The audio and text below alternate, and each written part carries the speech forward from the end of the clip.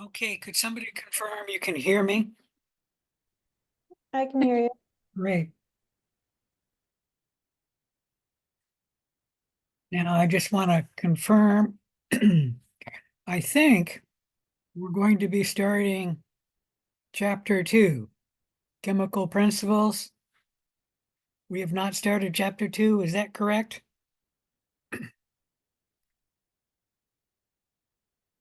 Yes, that's correct. Thank you for the confirmation. All right.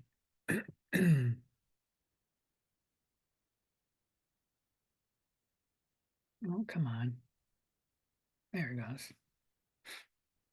All right, today is January 22nd, and we're supposed to be finishing up chapter 2, but instead we're going to be starting chapter 2 because we lost a day because the internet was out. And I need to redo the schedule for you guys, and I'm afraid I have not done it yet. I thought about just trying to quickly go through some things and catch up, but I've decided that I'm going to just move everything down. And this review will be moved over to the lab. And then I'll just move down everything by one class day, meaning chapter 7 will move to Thursday. Now, one problem with that is on the quiz coming up this Wednesday, quiz 1, it's going to cover chapter 1 and 10 and the start of chapter 2, which means what we're going to cover today is going to be on the quiz. And usually I like to give you guys a little more room than just one day for the lesson and then the quiz. But because of the internet being down, this is the way it is. Any question about any of that? All right, let's begin with chapter 2 then. Sorry, I've got a frog in my throat that I can't seem to clear.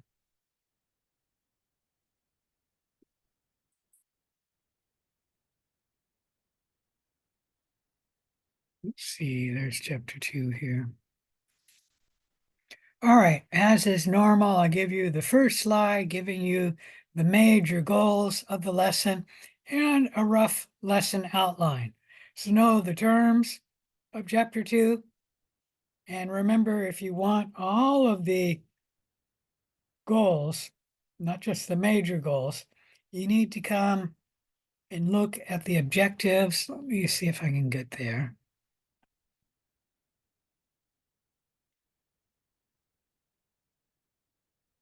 Ah, geez, I'm going to have to change this for you guys too.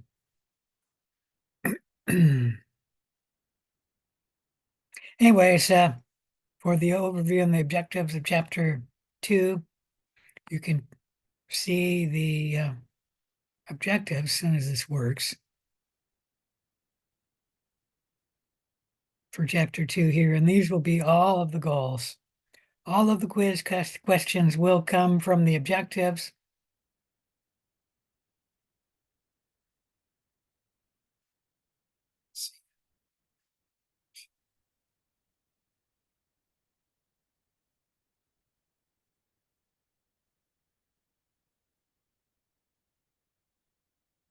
Oh, well, anyways, that's it.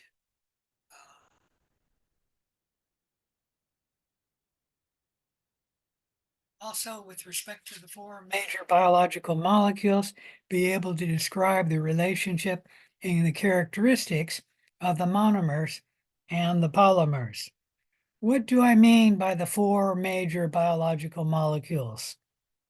What are the 4 major biological molecules?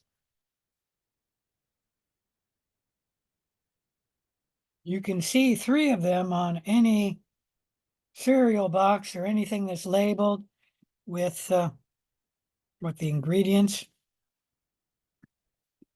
The 4 major biological molecules are the 4 molecules of life: carbohydrates, lipids, proteins, and those you can all find on a box of cereal, although lipids will be called fats. And fat is a little more narrow definition than a lipid. Lipid will be all lipids.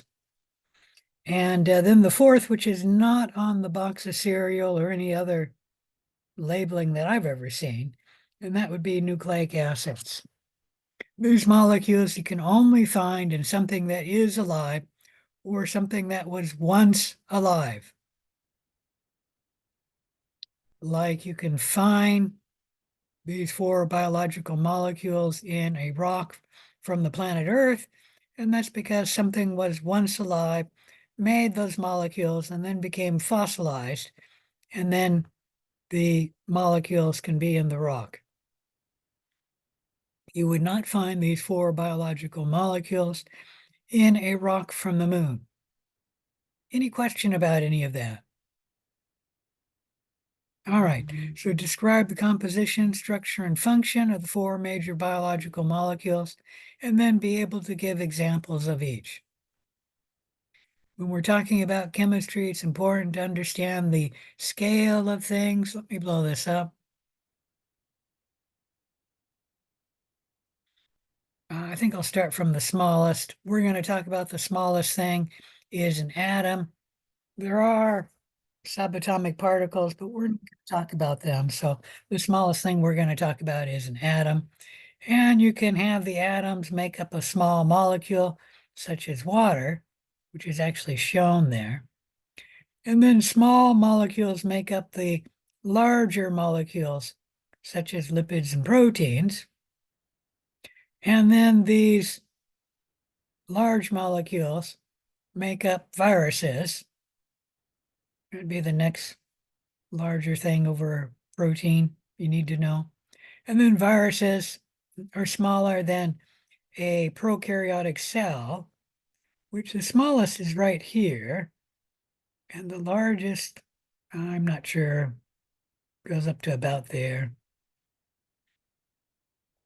Most bacteria are between 1 micrometer and 3 micrometers in size, with the average being between 1 and 2.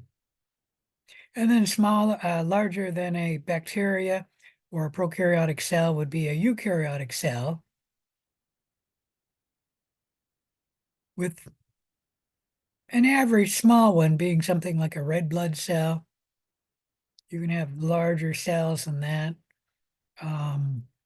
One of the larger cells in the human body would be the egg cell, and a nerve cell that has an axon running down the spinal cord would be the largest cells in the human body.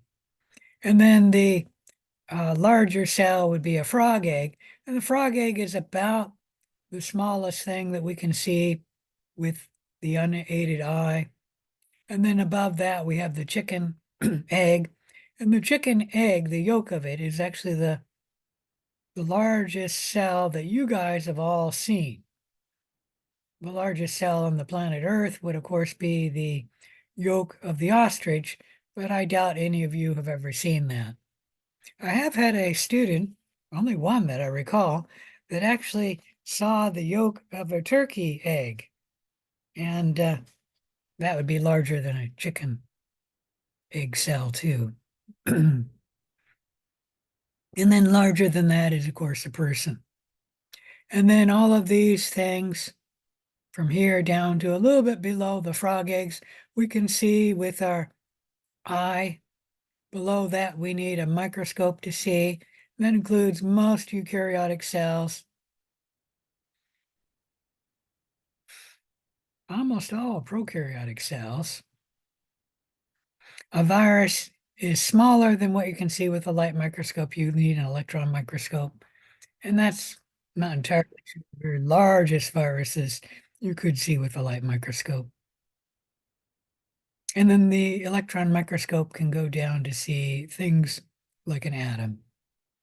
You don't need to know the size of things, but you should know the relative rank. Like a person is bigger than a chicken egg, which is bigger than a frog egg, which is bigger than most eukaryotic cells, which is bigger than a prokaryotic cell, which is bigger than a virus, which is bigger than large molecules like proteins, which is bigger than small molecules, which is bigger than atoms. Any question about any of that? You should know in this graph, which I don't know why our author never corrected it, but there's a mistake here. He's got 1 micrometer there and 1 micrometer there. This is a mistake. That should be 1 millimeter right there. I got it corrected in the next time I show this slide. In chapter 2, we're going to talk about molecules, chemical molecules, and we're going to break them into 2 types: organic compounds and inorganic compounds. Organic compounds are typically more complex and larger than an inorganic compound. They're typically held together by carbon, and that's because carbon can bind to 4 other atoms. Organic compounds are held together mostly by covalent bonds. An inorganic compound typically lacks carbon. That's not always true, but usually they do. Inorganic compounds are smaller than an organic compound. They are required by living organisms for the organism's growth, repair, maintenance, and reproduction. So you can find inorganic compounds in an organism, and obviously organisms are built upon organic compounds. Some examples of an inorganic compound include carbon dioxide, oxygen, and water. And water, you've noticed an inorganic compound is one of the most important and most abundant molecules in a living organism. Let's talk a little bit more about water. Water is a polar molecule. That means that it has a partially negative side with the oxygen and then a partially positive side with the 2 hydrogens. Why water is partially negative and partially positive is that the covalent bond between the hydrogen and the oxygen is not shared equally. The electrons are pulled more strongly to oxygen and spend more time with oxygen than they do with hydrogen, making hydrogen partially positive in its charge and oxygen partially negative. Now you'll notice I'm using the term partial because this is not a complete charge. A complete charge would be a -1 or a +1 or some multiple of a positive number like +2 and -2. We do not have a full charge on oxygen or hydrogen. It is a partial charge. And I think your textbook calls it a slight charge. It is not a complete charge. Any question about that? The polarity of water allows hydrogen bonds to form between different water molecules. A hydrogen bond is where in water, the partially negatively charged oxygen is attracted to the partially positive hydrogen. And that's just an electromagnetic attraction between the partial positive and the partial negative. That we call a hydrogen bond. So water has 2 chemical bonds, a covalent bond between the hydrogen and the oxygen inside the water molecule, and then a hydrogen bond between different water molecules. Any question about any of that? Because of the hydrogen bonds, I don't know if you can see this, trying to show you liquid water. Maybe if I go like that, maybe you can see it.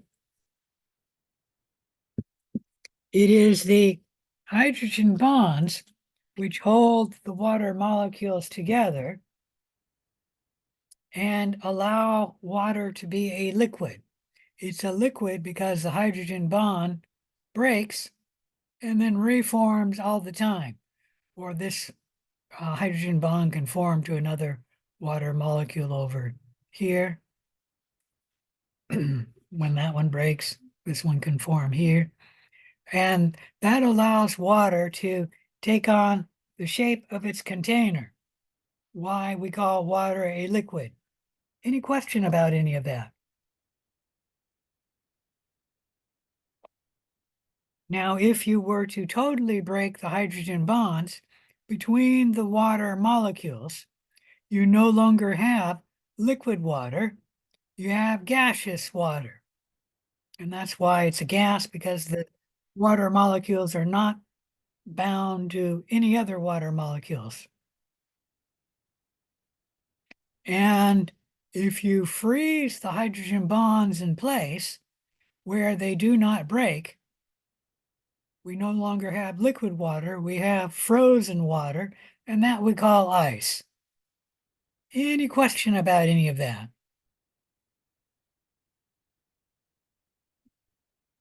All right. Water is a good solvent. The reason why water is a good solvent is because it can bring into solution any molecule which is polar or ionic. The reason why it can do this is because water has a partial charge to it, a partial negative charge and a partial positive charge, and then these orient themselves to bring the positively charged molecule in solution, like when we have a crystal salt and the sodium ion has a positive charge, water can come in and bring the sodium ion in solution by the water having oxygen facing the sodium, because water has a partial negative charge, sodium has a complete one charge, and then several water molecules will surround the sodium so that the charge will equalize, meaning you have a whole bunch of partial charges to equal the plus one charge.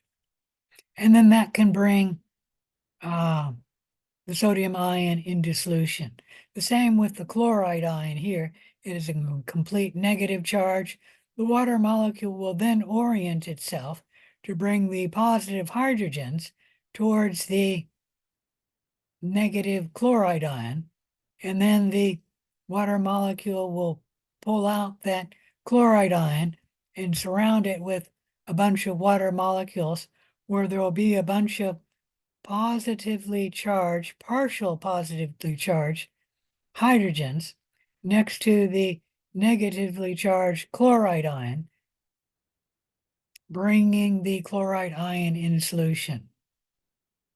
Now, with a molecule which is polar, like glucose, for example, you will have that molecule of glucose having partially positive regions and partially negative regions on the glucose. That's why it's a polar molecule. And once again, the negatively charged oxygen will surround the partially charged glucose, which is partially positively charged. And then the rest of the glucose, which is negatively charged, will have the partially positive hydrogens of water around the partially negatively charged glucose molecule. Any question about that? So while polar molecules and ionic molecules can dissolve in water, and that is why water is a good solvent. Polar substances dissociate in water where the ions or molecules, if it's a polar molecule like glucose, will come into solution, forming a solute in the solvent. Any question about any of that?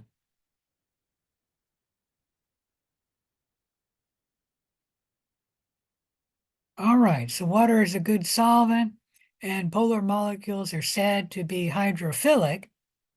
This literally means lover of water, water, philic lover. That means that the molecule, polar or ionic molecule, can dissolve in water. It likes being around water. Any question about that? Nonpolar molecules are said to be hydrophobic. This literally means fear of water. And what it means really is not fear, but they avoid each other.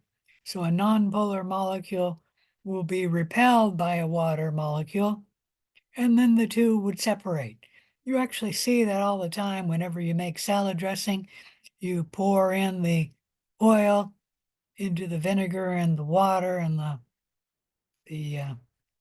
what do you call it? The seasoning of the salad dressing, and you mix it up.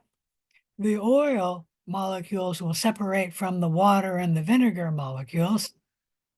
And that's because the oil is hydrophobic, nonpolar. They don't like being around together. And so oil and other nonpolar molecules do not dissolve in water.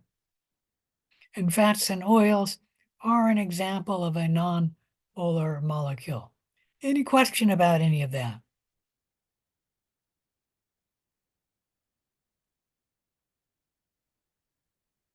The hydrogen bonds of liquid water make water excellent at buffering the temperature. Those of you who live in Western Washington and Western Oregon already know this because we are buffered, our temperature is buffered because of the Pacific Ocean, meaning the water in the Pacific Ocean.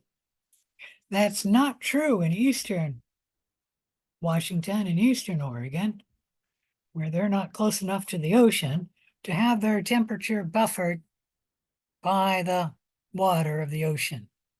And that's why Eastern Oregon and Eastern Washington will have more extreme temperature, both in the summer and in the winter, than we have in the western part of Washington or Oregon. The reason why water is good at buffering temperature is because water has two things which can absorb the energy of heat.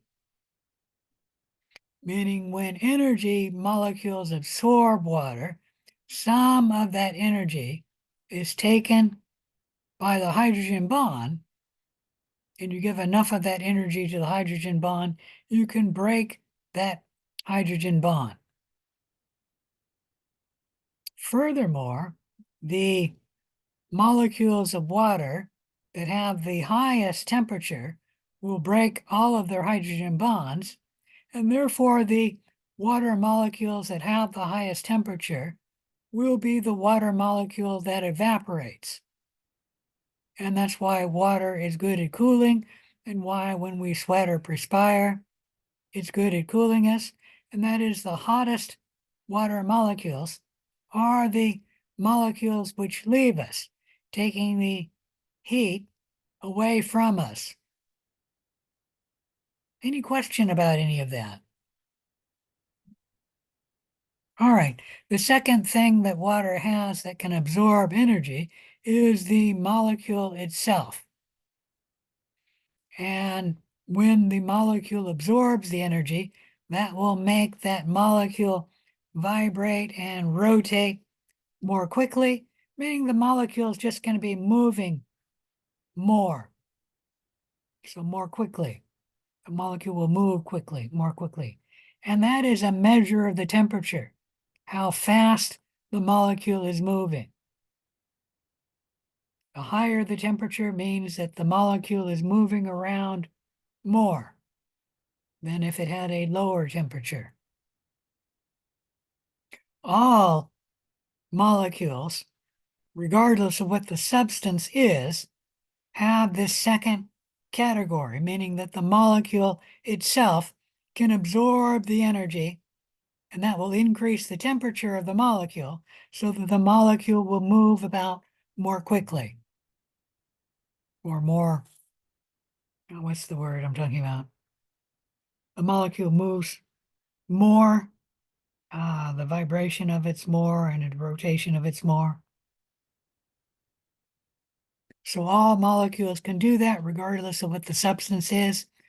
Water and very few other substances have two things that can absorb the energy, and that is the molecule itself, as well as the hydrogen bonds holding the water molecules together.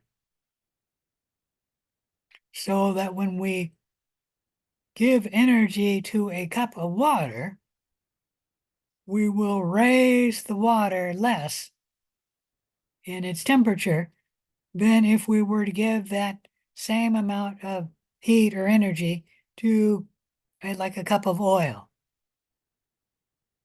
And that's because oil doesn't have the ability to absorb the energy by hydrogen bonds, but water does.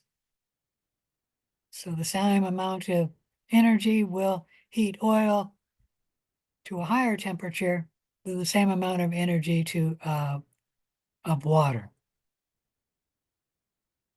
All right, so that's why hydrogen bonds make water excellent at buffering the temperature. On the planet Earth, water can split apart into an H plus ion and an OH minus ion. Let me do this here. We're going to go 2 H's for water, and then in actually that's just 1 H, sorry. H, water, oops, not a capital. And then an OH for water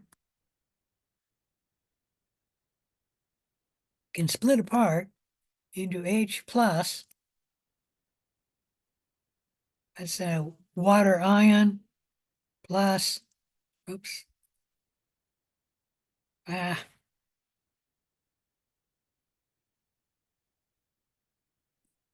OH minus, a hydroxide ion.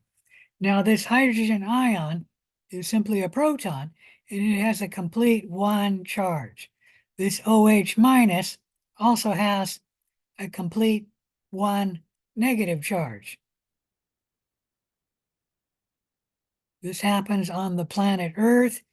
You do not on the planet Earth get water separating into 2 hydrogen ions and then oxygen with a -2 charge. You only get that happening on the surface of the sun. Any question about that? And there is an exception. You can put electricity into water and split it into H plus ion and 2 H plus ions and oxygen. And that's electrolysis. We're not going to talk about that. On the planet Earth, water itself, when water molecule breaks apart, separates into H plus ions and OH minus. Any question about that? These charged molecules, the H plus and the OH minus, can participate in chemical reactions and give water its pH. Let me go ahead and erase that. Here we're looking at a pH scale. When neutral water breaks apart into H plus and OH minus ions, the H plus ion and the OH minus ions will be equal in concentration, and that we say is pH 7, pure water. If on the other hand, there's more H plus ions in solution than OH minus ions, we call that an acid, and the pH will be less than pH equal to 7. If on the other hand, there's more OH minus ions in solution than H plus ions in solution, that would be increasing alkalinity or increasing basic conditions. and the pH will be higher than pH 7. Any question about any of that?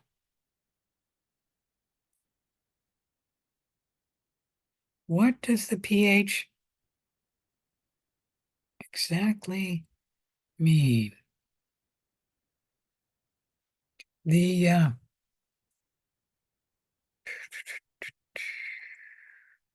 that the next slide?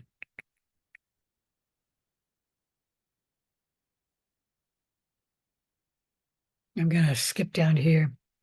Well, I can hold off on talking about it, but I've started. So the pH scale ranges from 0 to 14. The pH scale is on a log scale, meaning when you go from pH 7 to pH 8, you decrease the hydrogen ion by tenfold, or when you go from pH 7 to pH 6, you increase the hydrogen ion by tenfold.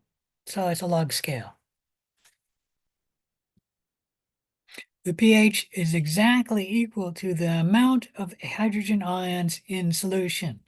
The chemical formula would be pH equals the negative log of the hydrogen ion in solution.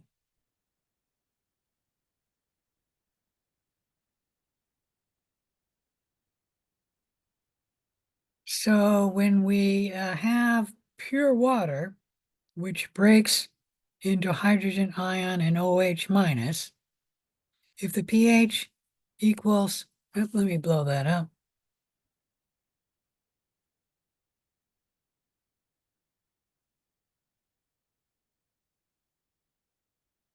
If the pH equals to 7,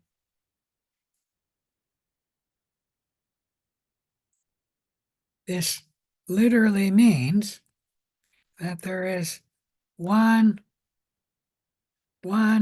hydrogen ion, and this I can actually make that a superscript.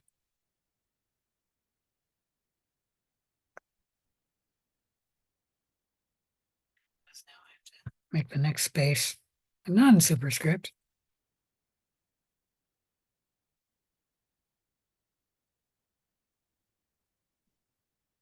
Hopefully I did that right.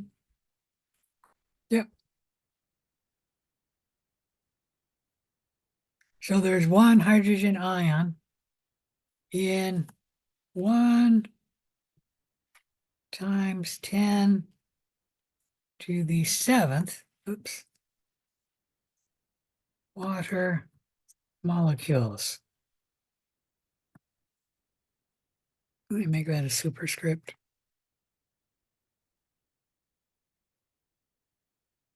So that's what a pH 7 means. There's one hydrogen ion in 1 times 10 to the 7th water molecules.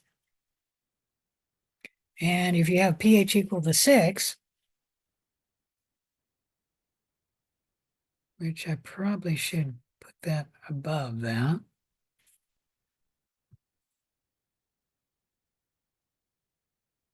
And let me go copy the whole thing.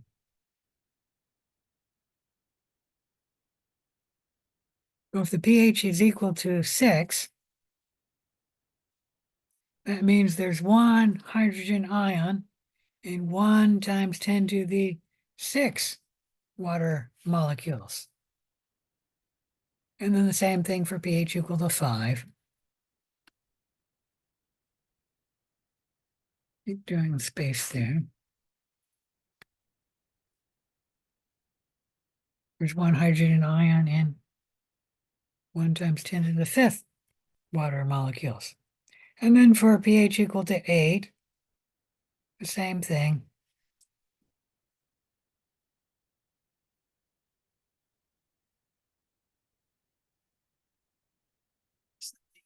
Hydrogen ion is fewer because you have 1 times 10 to the 8th water molecules. Any question about any of that?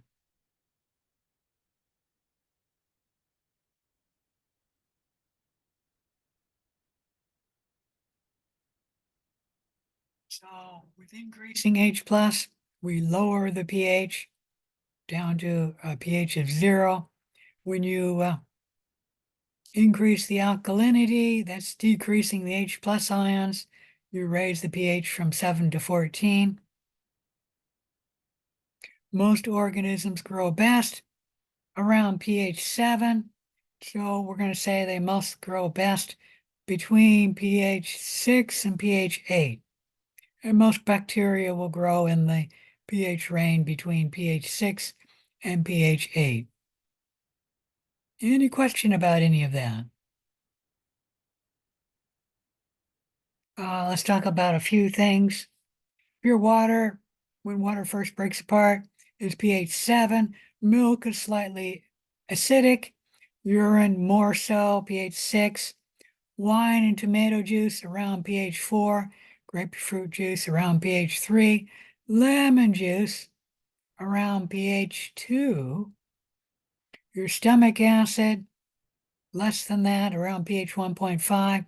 And then around pH 1, we have carbonic acid.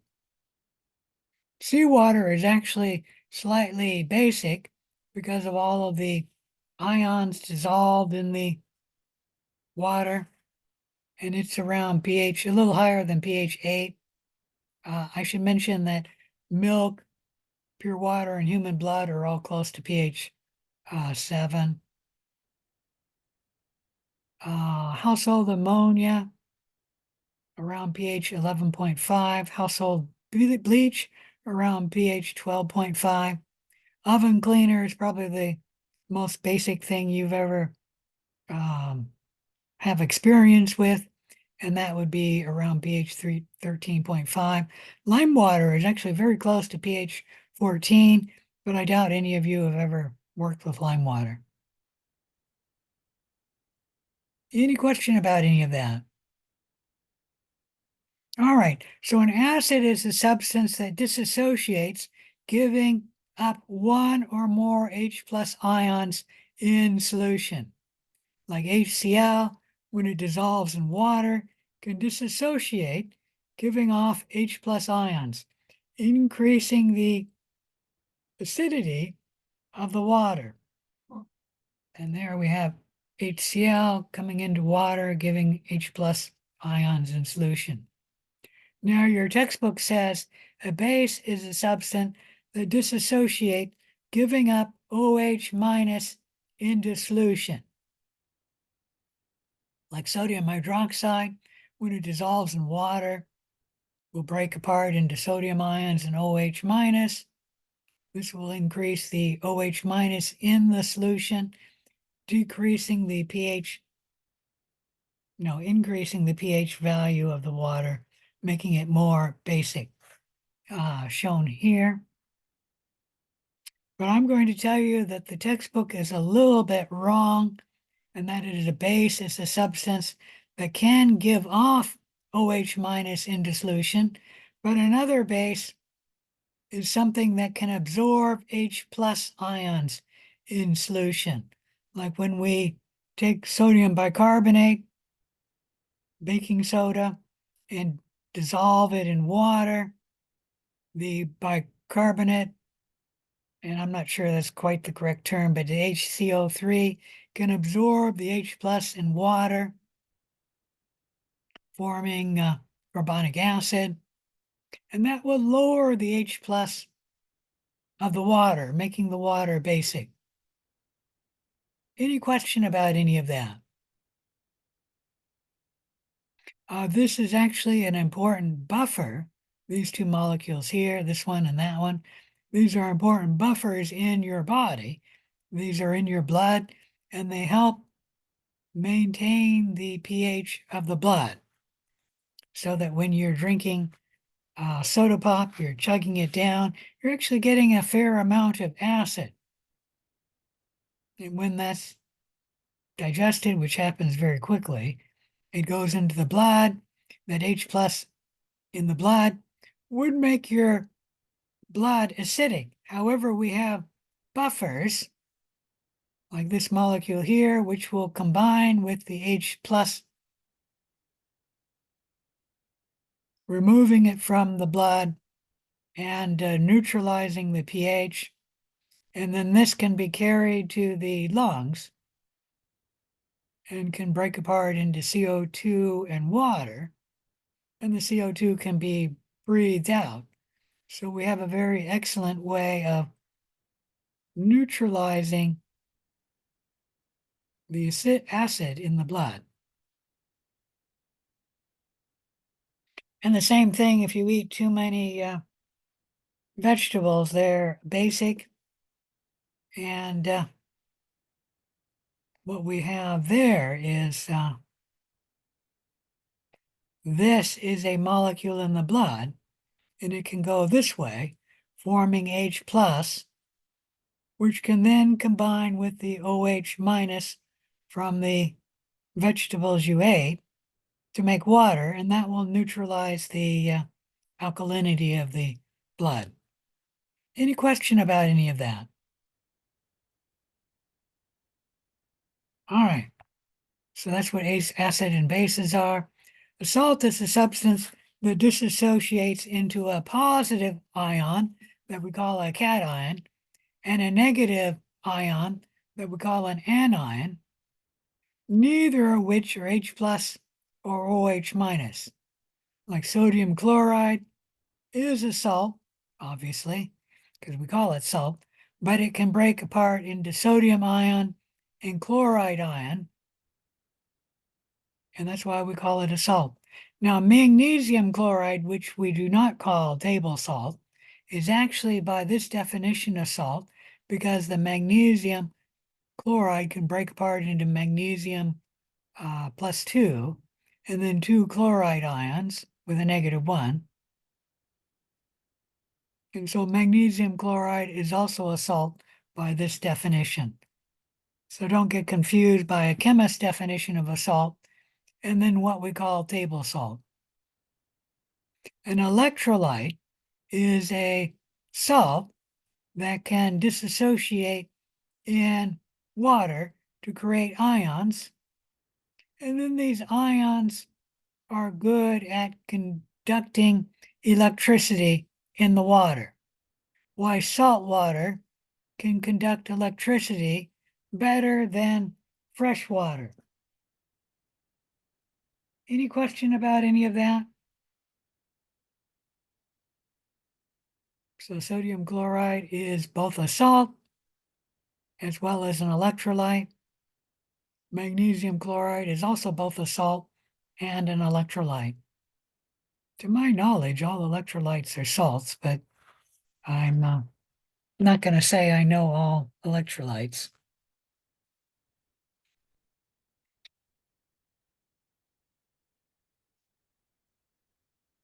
About that. So let's move on to an organic compound. This is showing you organic compounds. All organic compounds always have carbon and hydrogen. This is probably the simplest organic compound, methane. Let me blow that up. And that's another simple organic compound, acetic acid. That's what makes vinegar sour, by the way. This is an organic compound. It's a phospholipid, a molecule of life. And these are all organic compounds. You can have it with a linear structure like that, or you can have it with the ring structure like that. In the ring structure, wherever there's a point, that means there's a carbon wherever there's a point. Organic compounds typically have a lot of carbon and hydrogen. If it's only carbon and hydrogen, we call it a hydrocarbon.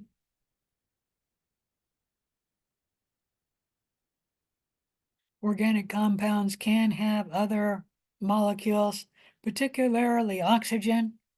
Like this one has a few oxygens right there and there.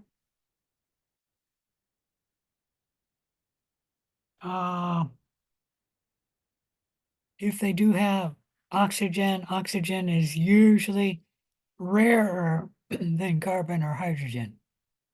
Meaning carbon and hydrogen are the main molecules of an organic chemical compound. And if they only have carbon and hydrogen, we actually call that a hydrocarbon.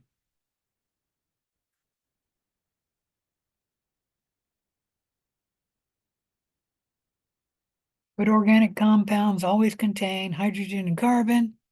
They may contain oxygen. They may contain other elements like nitrogen, sulfur, phosphorus. All of these molecules, not molecules, all of these atoms, I should say, are held together covalently in an organic chemical compound. They have a covalent chemical bond holding the atoms together to make the molecule. Compared to an inorganic molecule, organic compounds are typically more complex and capable of more complicated biological functions.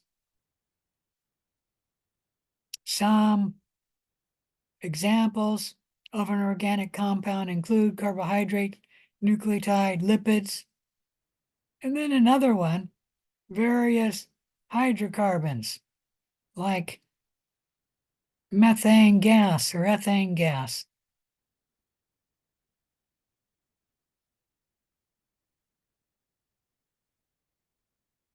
I've already mentioned that we have a chemical covalent bond holding the atoms together in an organic compound, like the hydrogen and the carbon are held together by a chemical bond, covalent chemical bond. The same with the carbon, held together with a covalent chemical bond. The carbons tend to be the skeleton backbone holding the organic molecule together. So let's look at this one once again. Most of the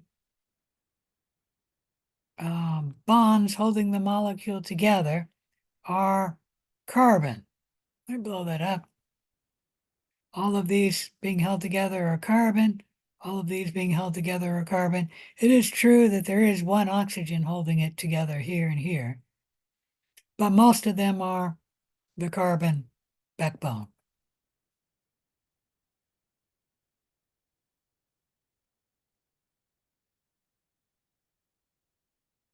There can be functional groups in organic compounds. These functional groups are bound to the molecule. The functional groups influence the chemical behavior of the organic compound, and they can give the molecule different properties than the molecule without the functional group. Like methane, for example, is a gas. It's a nonpolar molecule. We now attach the functional group OH to methane, and that will be methanol. This is not a nonpolar molecule now. It's now a polar molecule right here.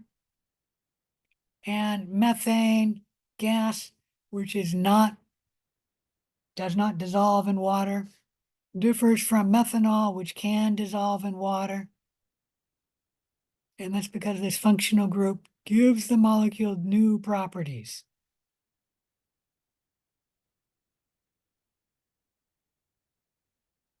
Functional groups are responsible for most of the chemical and physical properties of a particular organic molecule.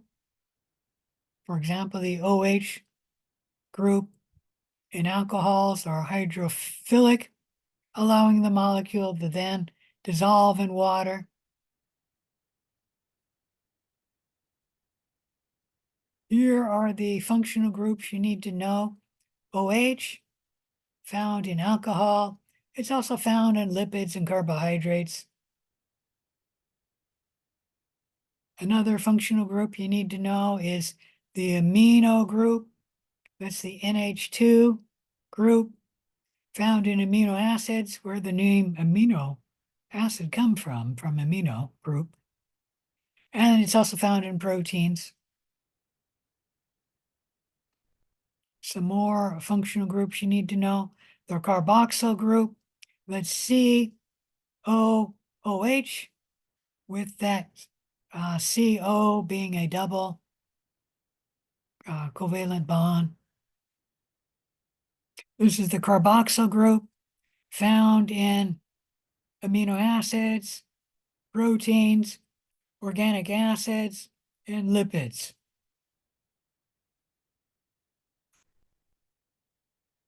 And then the last functional group you need to know is a phosphate group, PO4 with a negative charge. You can find phosphate groups in ATP, in DNA, and RNA. Any question about any of that? There are other functional groups, but you don't need to know them.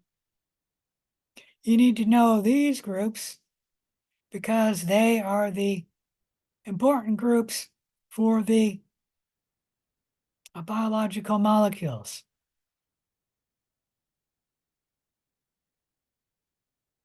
Frequently, you can have more than one functional group found in the same single molecule. Like for an amino acid, for example, we have an amino group on one side of the amino acid, and then a carboxyl group on the other side of the amino acid.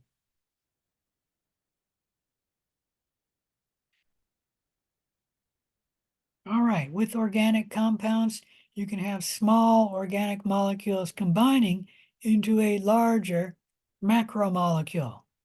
The macromolecule are said to be polymers consisting of many small repeating molecules that we call monomers.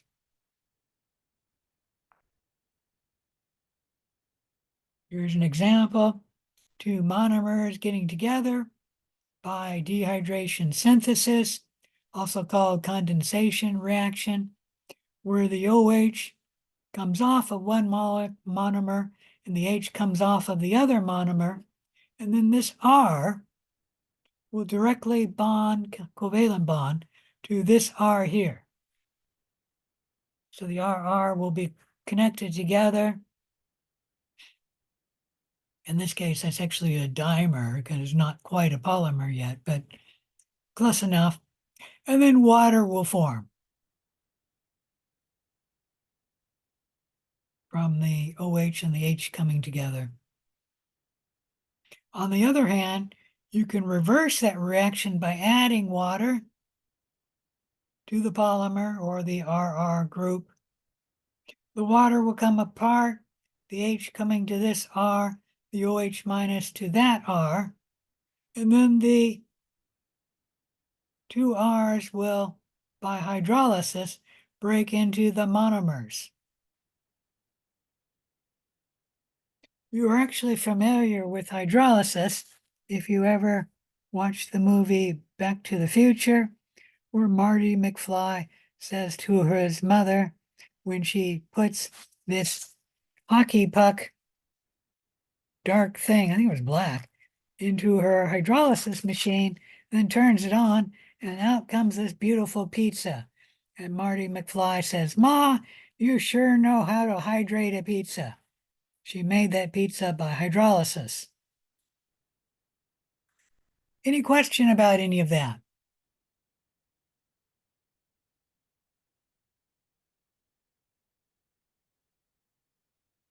All right, so let's go through another example, dehydration synthesis, where you can add a monomer to a smaller polymer. Water will come off, and then this monomer will be linked together to that small polymer to make a bigger polymer.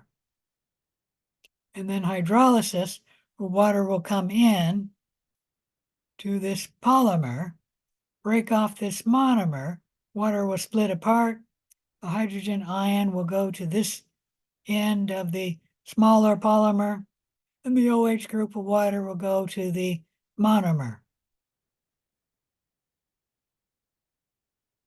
So dehydration synthesis and hydrolysis are the reverse reactions. All right, any question about any of that?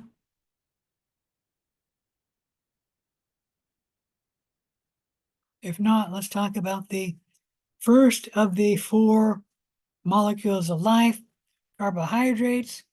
Carbohydrates include sugar, starch, and other complex carbohydrates. Carbohydrates are an important energy source. Like if you want energy, you can eat carbohydrates. They are also important for structure in cells, for example, or in the cell membrane or in the cell wall. They're important in the structure of that structure. They are important in making nucleic acids. Carbohydrates consist of carbon, hydrogen, and oxygen, but not in just any formula. Carbohydrates consist of, for each one carbon, we have 2 hydrogens and 1 oxygen. So a carbohydrate consists of the general formula CH2O in brackets, and then an N outside the bracket. Like for glucose, it would be CH2O in brackets, and then that N would be 6. So glucose has 6 carbons, 12 hydrogens, and 6 oxygens.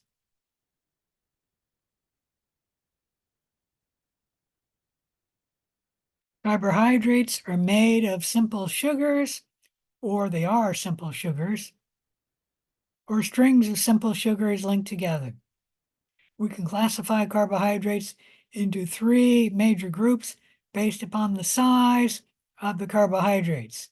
The smallest carbohydrates are monosaccharides, and that will be the monomers of the carbohydrates.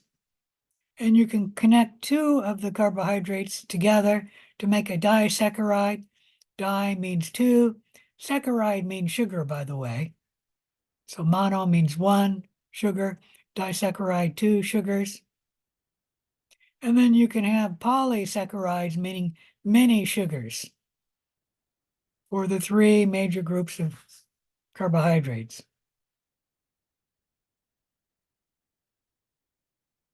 The mono and disaccharides are groups that we call sugars. The polysaccharides are the complex carbohydrates, like starch. Monosaccharides are simple sugars. They're all 3 to 7 carbon atoms, but usually a monosaccharide are either 5 or 6 carbons in the sugar. Like glucose has 6, fructose has 6, beta-galactose has 6, ribose, that's a sugar, has 5 carbons in it. Monosaccharides are all sweet and they're dissolved in water, so we say they're water soluble. The disaccharides are when you join 2 monosaccharides together in dehydration synthesis. An example of a disaccharide is sucrose, also lactose, another example. You can make sucrose, the disaccharide, by combining glucose, a monosaccharide, with fructose, another monosaccharide. Let me blow that up a little. In dehydration synthesis, the water comes out, forming water over here, and then we directly link this carbon here to that oxygen there. So that would be that carbon there to this oxygen. And that's the disaccharide sucrose. You can split the sucrose by hydrolysis. You add the water, and then the water breaks this chemical bond here, with the hydrogen coming to the O here, and then the OH of the water coming to the carbon of this glucose here in hydrolysis. Any question about any of that?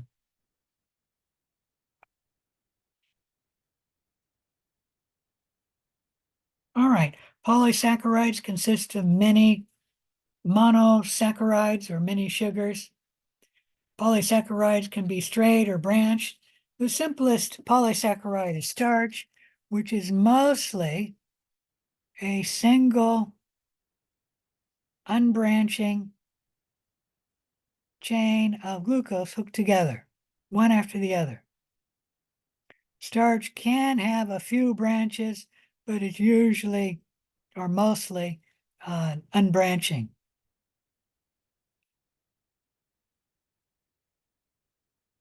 Glycogen and cellulose are two other examples of a polysaccharide.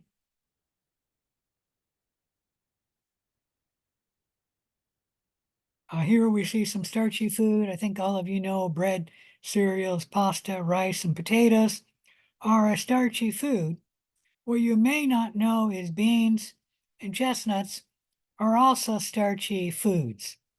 When we look at beans, about 1/3 of the bean, and I think that's weight of the bean, 1/3 of the bean is carbohydrates, starch. And then with beans, about 1/3 are protein and 1/3 are fats. I don't know the makeup of chestnuts, but I do know that it has a significant portion of it starch.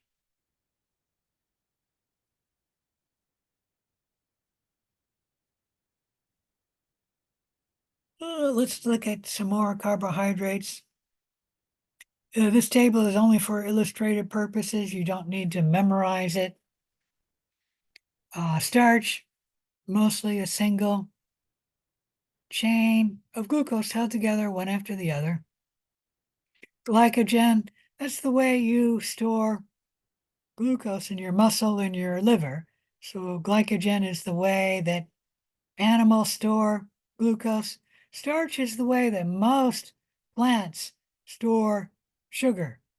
There are some exceptions, like sugar cane and sugar beets. Those plants actually store the sugar glucose as glucose, don't store it as starch.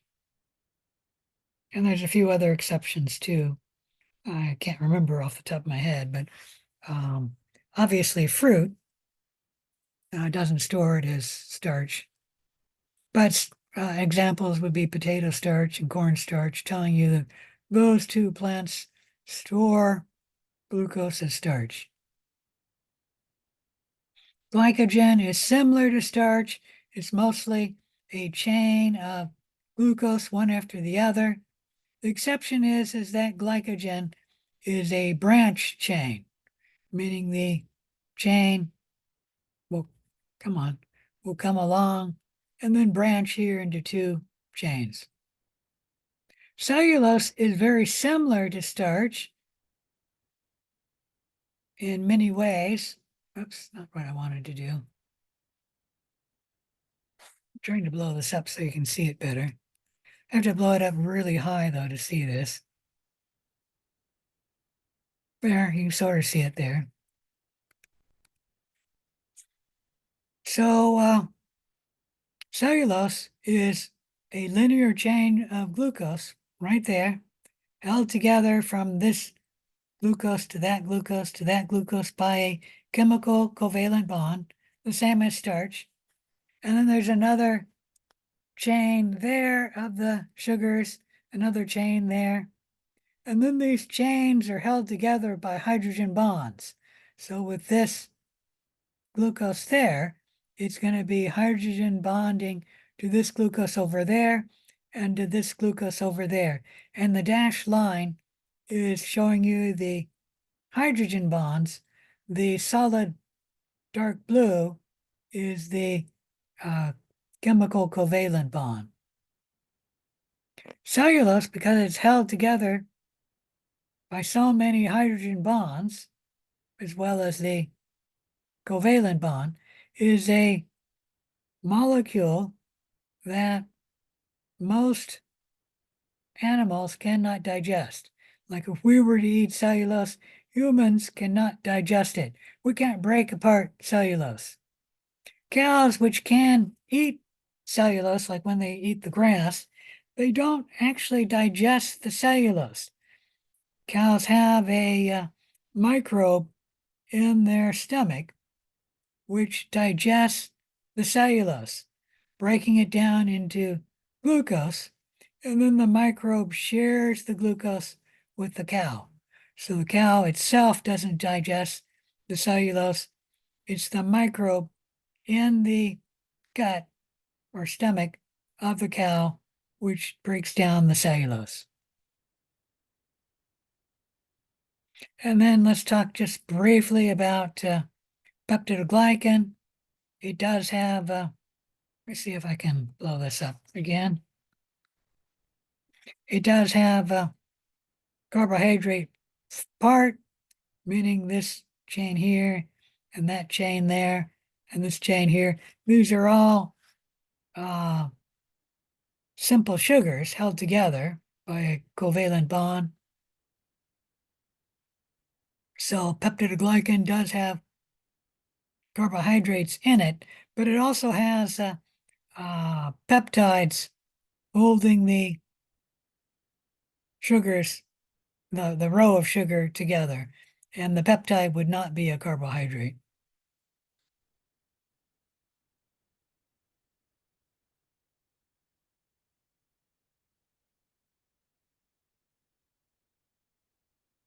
All right, any question about the carbohydrates? If not, let's move on to the lipids. Lipids consist of carbon, hydrogen, and oxygen. And although they have oxygen, there's very little oxygen in a lipid. Let me show you an example here. Here is a lipid. Blow that up.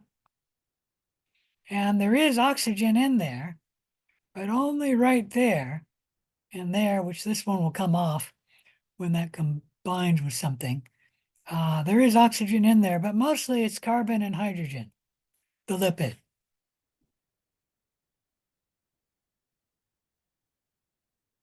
Lipids are mostly nonpolar and insoluble in water, so we say they are hydrophobic.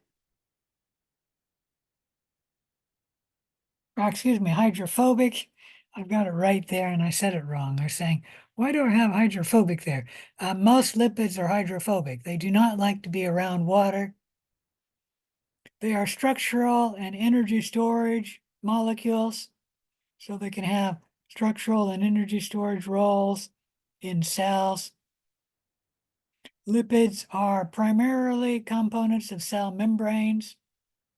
We have three types of lipids: simple lipids, complex lipids, and then steroids. Fatty acids are a simple lipid. They are a major component of some lipids like fats. A fatty acid consists of a fairly long chain of carbon and hydrogen. It does have a carboxyl group at one end. Most other locations have hydrogen bound to the carbon. You can have two types of fatty acids, and this is actually two types of fats as well. You can have a saturated fatty acid where all of the carbons are held together by a single covalent chemical bond.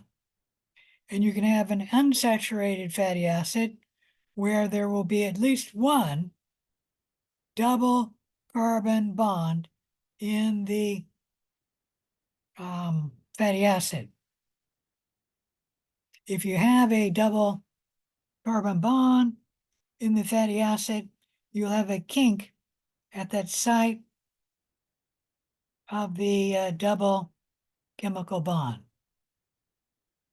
Let me blow this up.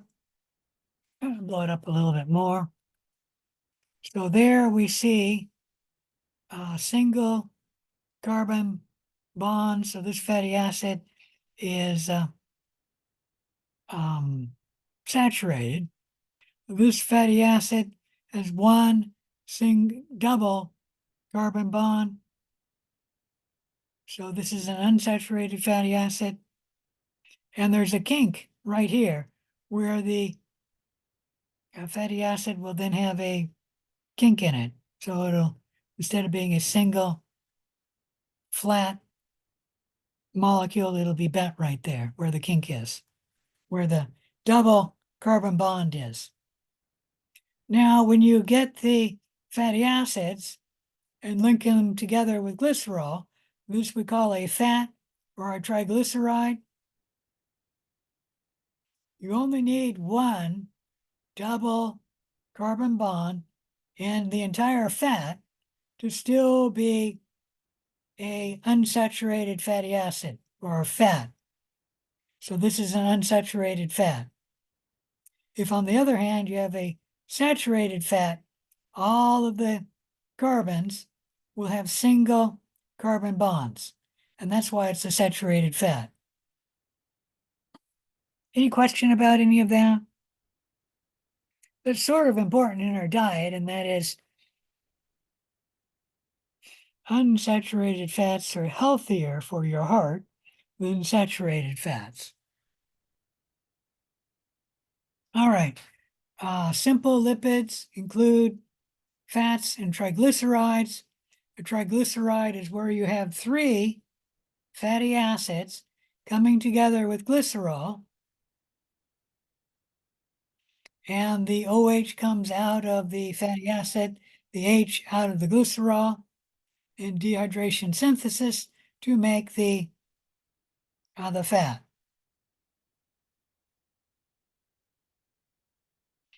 A fat is called a triglyceride because there are three fatty acids linked together to the glycerol.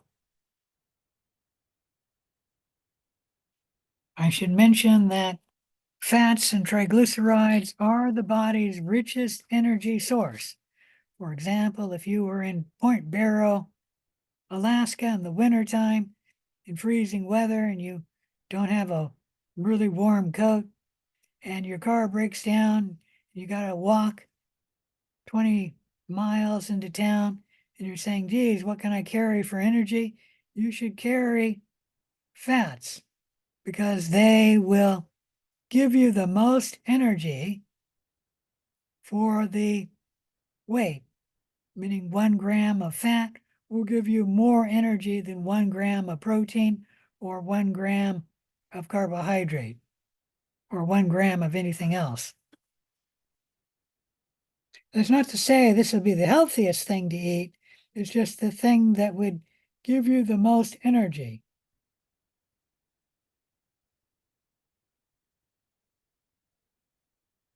Triglycerides are the body's richest energy source, and we store it down as adipose in animals. To see triglycerides, just look at your belly. Underneath the skin of your belly, you'll have some fat.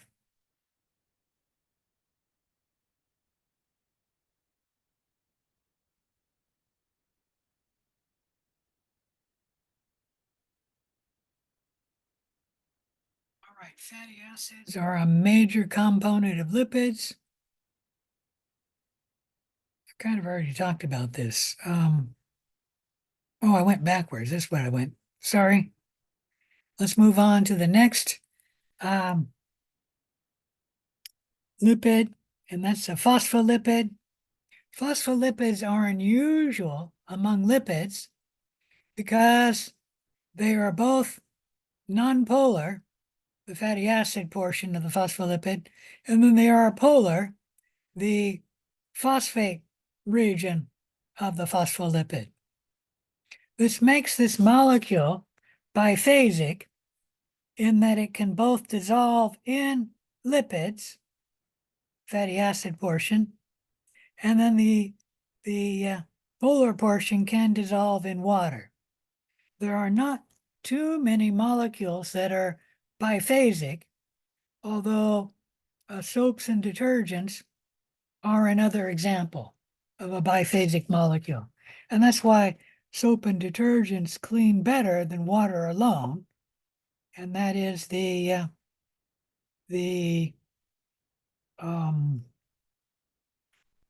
phosphate region of the soap or lipid would help dissolve something that can dissolve in water. And then the lipid portion of the molecule can dissolve in the oil portions, and like the oil of our clothes, our skin getting on our clothes would not come out of the laundry. If you only wash the laundry in water, you need to wash it in detergent to pull out the oil in the clothes. All right, let's get back to the phospholipid.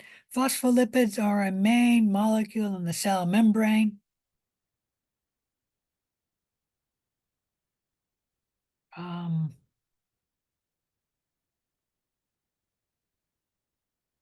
They are composed of two fatty acids and a glycerol. So the two fatty acids are linked to the glycerol. Here's the glycerol right here. There's the fatty acids right there. And then the third portion of the glycerol has the phosphate group attached to it. The phosphate group is polar, making the phospholipid an unusual lipid because it's both nonpolar and then polar. The head portion, or the phosphate portion of the molecule, we call the head of a phospholipid, and then the fatty acid portion we call the tails. If you get fatty acids in water, not fatty acids, you get phospholipid molecules in water. The fatty acid portion of the phospholipids will not like being around water, and so the fatty acid portions will start lining up together like this, where the fatty acid portions are away from the water, and then the phosphate group will be facing the water out here.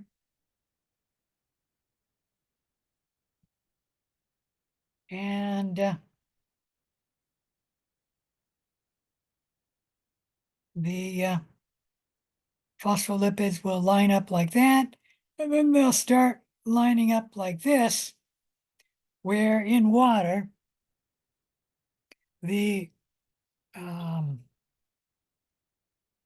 fatty acid portion of the phospholipids now are totally away from the water, and then the polar heads, the phosphate region of the phospholipid is facing the water on the outside, and then the water on the inside will also be facing the phosphate head region of the phospholipid. And what does that look like right there? What does that remind you of? Anyone? Nobody has a guess? Let me see if anyone is there still. Yep.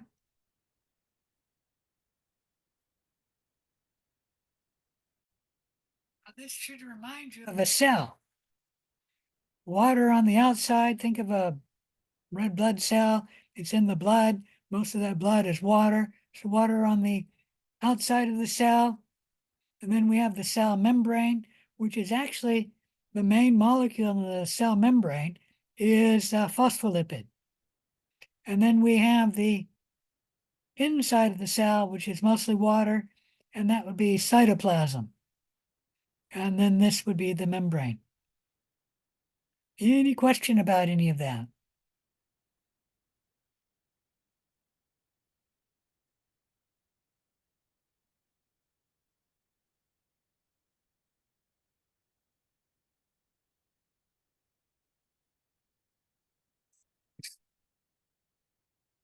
Oh, there it is there. All right, so we'll stop here. Are there any questions?